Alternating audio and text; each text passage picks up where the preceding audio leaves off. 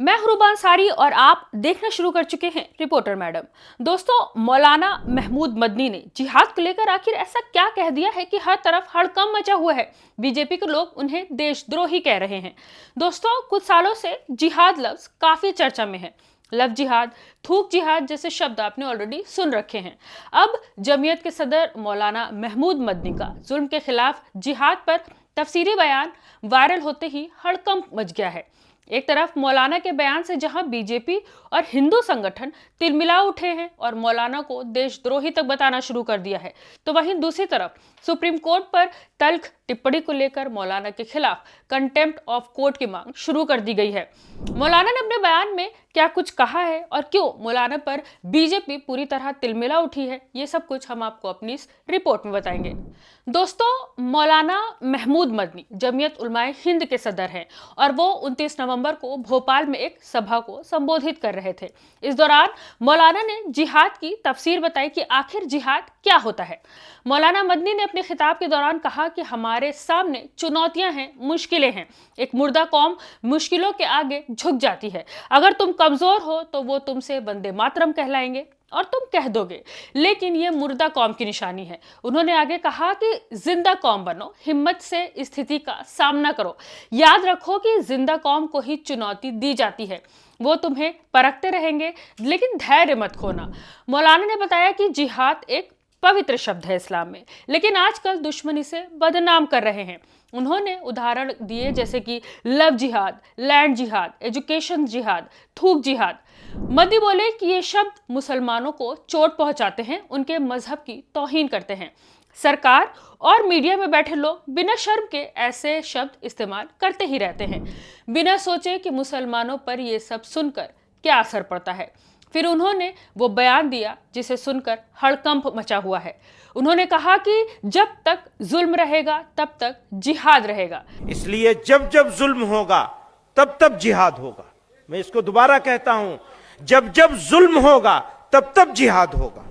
आपको बता दें कि जिहाद को लेकर मौलाना मदनी का साफ कहना था कि जिहाद कोई हिंसा नहीं है, ये एक संघर्ष है अन्याय के खिलाफ। इस्लाम में जिहाद बड़ा और छोटा होता है।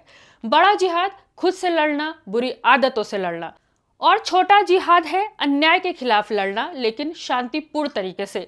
मदनी ने कहा कि मीडिया और सरकार जिहाद को गाली बना रहे हैं ताकि मुसलमानों को बदनाम किया जा सके। दोस्तों, मौलाना के इस बात में बहुत हद तक सच्चाई भी है। डेमोक्रेसी में कुछ नफरत पसंद लोगों को किसने आज़ादी दे दी कि दूसरे मजहब के अल्फाजों को गलत तरीके से पेश करें। आपको बता दें कि देश में मोदी सरकार आने के बाद ये कारनामा खूब हो रहा है। मस्जिदें सरेआम फूंक दी जा रही हैं, मुस्लिमों के मजहबी शब्दों का मजाक बनाया जा रहा है।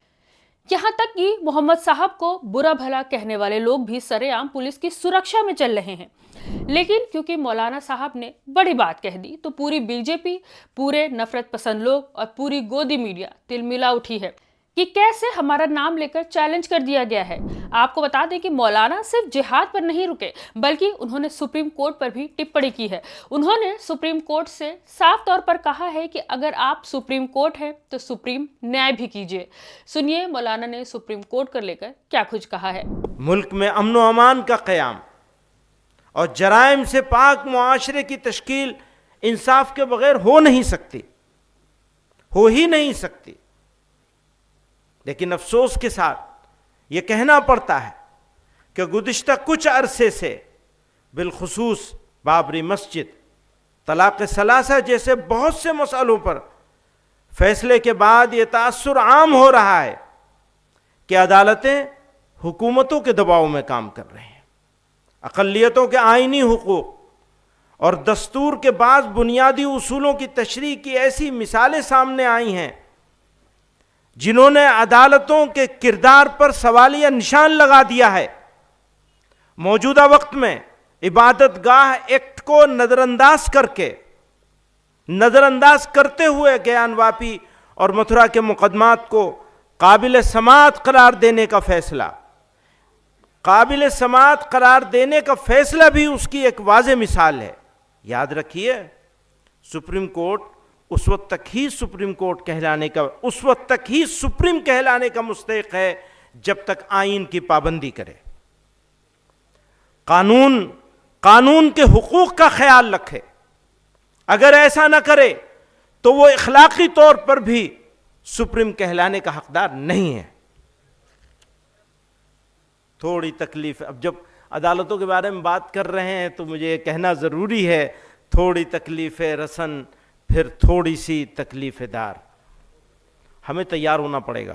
थोड़ी तकलीफ़ रसन फिर थोड़ी सी तकलीफ़ दार, इसके बाद है दोस्तों आराम ही आराम है। अपनी ही बस्ती में हमसे, अपनी ही बस्ती के लोग, अपनी ही बस्ती में हमसे, अपनी ही बस्ती के लोग पूछते हैं कौन सी बस्ती के हो, क्या नाम है।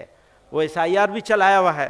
जैसा कि मौलाना के बयान से साफ है कि उन्होंने सुप्रीम कोर्ट से अपील की है, कुछ फैसलों और कानून को लेकर सवाल उठाए हैं। लेकिन ये कौन सा बड़ा गुनाह है, क्योंकि 2 दिन पहले ही सुप्रीम कोर्ट के चीफ जस्टिस सूर्यकांत ने कहा था कि देश में हर एक के लिए बोलने की आज़ादी को मजबूत करने की ज़रूरत है। उन्होंने कहा था कि देश में फ्रीडम ऑफ स्पीच को मजबूत करना होगा।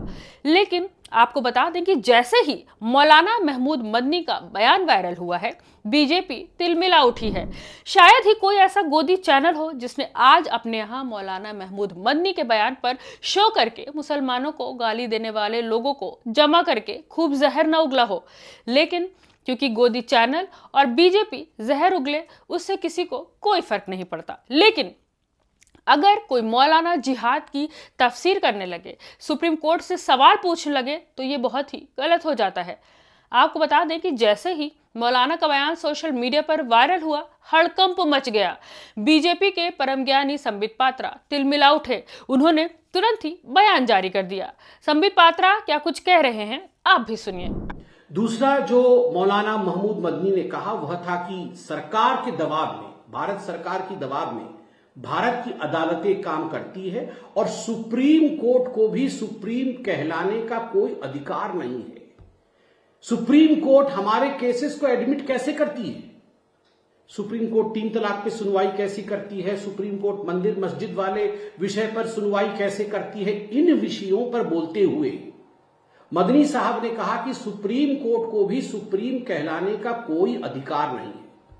मैं तो सुप्रीम कोर्ट से गुजारिश करूंगा, मैं भी एक साधारण नागरिक हूं, आप भी नागरिक हैं, कि यदि सुप्रीम कोर्ट के ऊपर कोई साधारण नागरिक भी इस प्रकार की टिप्पणी करता है तो supreme court suo motu cognizance ले सकता है। सुप्रीम कोर्ट खुद इसकी सुनवाई कर सकता है, क्योंकि आगे चलकर अगर इतने बड़े नेता, एक कौम के इतने बड़े नेता इस प्रकार की बात कह के लोगों को बरगलाने की कोशिश करें, सुप्रीम कोर्ट के विरोध लोगों को भड़काए, तो स्वाभाविक रूप से it demeans the stature of Supreme court.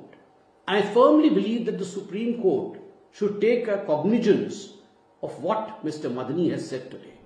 सुना आपने कि संबित पात्रा का कहना है कि सुप्रीम कोर्ट स्वतः संज्ञान ले। लेकिन आपको बता दें कि जब भारत के पूर्व CJI संजीव खन्ना ने वक्फ की याचिकाओं को एक्सेप्ट किया था और बीजेपी के सांसद निशिकांत दुबे ने सरेआम बयान दे दिया था कि CJI संजीव खन्ना भारत में हो रहे सभी गृह युद्धों के लिए जिम्मेदार हैं और सुप्रीम कोर्ट देश में धार्मिक युद्धों को भड़काने के लिए जिम्मेदार है। संबित पात्रा उस वक्त मीडिया के सामने नहीं आए थे, तब उनको सुप्रीम कोर्ट का अपमान नहीं लगा था। तब संबित पात्रा को यह याद नहीं आया था कि सुप्रीम कोर्ट की अवमानना हो रही है, सुप्रीम कोर्ट के फैसलों की अवमानना हो रही है। लेकिन जैसे ही एक मौलाना की तरफ से सुप्रीम कोर्ट को लेकर कोई बयान आया तो तुरंत संबित पात्रा को हिंदू और मुस्लिम करके अपना वोट बैंक सीधा करने का मौका मिल गया। लेकिन अपनी पार्टी पर जब ये सब कुछ हुआ तब वो शायद बिल में छुप गए थे। वैसे भी ये बात सच है कि अदालतों का हाल बुरा है। कैश कांड हो रहे हैं, अच्छे फैसले देने वाले जजों के खिलाफ साजिशें की जा रही हैं, उनका ट्रांसफर कर दिया जा रहा है। जस्टिस वर्मा का कैश कांड तो पूरे देश ने देखा ही है। मध्य प्रदेश के जज का ट्रांसफर पर रो पड़ना वो भी पूरा देश जानता है।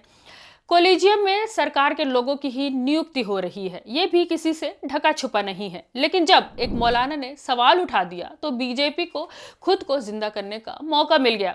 वो तिलमिलाते हुए इस मुद्दे पर कूद पड़े। अगर सुप्रीम कोर्ट को लगेगा कि उनकी तौहीन हुई है तो वो वैसे ही स्वतः संज्ञान ले लेगी। निशिकांत दुबे के मामले पर स्वतः संज्ञान तो नहीं लिया था, लेकिन बाद में केस में भी उनको गैर जिम्मेदाराना फैसला कहकर छोड़ दिया था।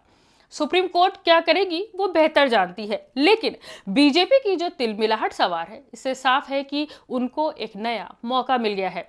आगे क्या होगा ये तो आने वाला वक्त ही बताएगा। पूरे मामले पर आपकी क्या राय है? आप अपनी राय हमें कमेंट के रूप में साझा कर सकते हैं। खबर को लाइक और शेयर भी जरूर करें। मिलते हैं अगली खबर में, दीजिए इजाजत। हमसे जुड़े रहने का बहुत ही शुक्रिया। मैं हूं रूबा अंसारी और आप देख रहे थे रिपोर्टर मैडम।